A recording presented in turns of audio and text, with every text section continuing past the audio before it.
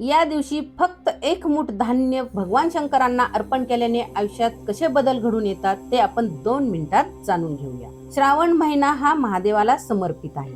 असे म्हणतात की या महिन्यातील सोमवारी केलेली पूजा आणि व्रताचं फळ लगेच मिळतं.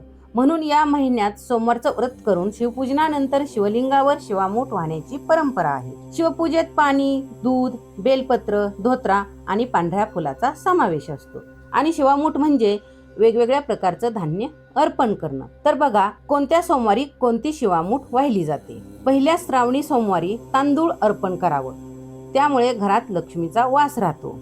दुसऱ्या सोमवारी तिळाची शिवामूठ अर्पण करावी, त्यामुळे पापांचा नाश होतो. तिसऱ्या सोमवारी मूग अर्पण करावं, त्यामुळं घरातील मतभेद कमी होतात. चौथ्या सोमवारी जवस अर्पण करावं, त्यामुळं अन्नधान्याची भरभराट होते. आणि जर 5वा सोमवार आला तर सातूची शिवामूठ अर्पण करावी, त्यामुळे जीवनातील कष्ट कमी होतं. ही शिवामूठ अर्पण करताना त्या सोमवारचं ठरलेलं धान्य उजव्या हाताच्या मुठीत घ्यावं, त्यावर 2 थेंब पाणी टाकावं, कारण कोरड्या धान्याची शिवामूठ अर्पण करायची नसते.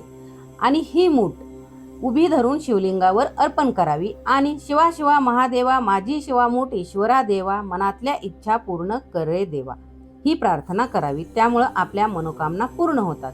भगवान शंकर भक्तांच्या भक्तीवर प्रसन्न होतात, वैभवावर नाही. म्हणून श्रद्धेने वाहिलेली एक शिवामुठी अनंत कृपा मिळवून देते.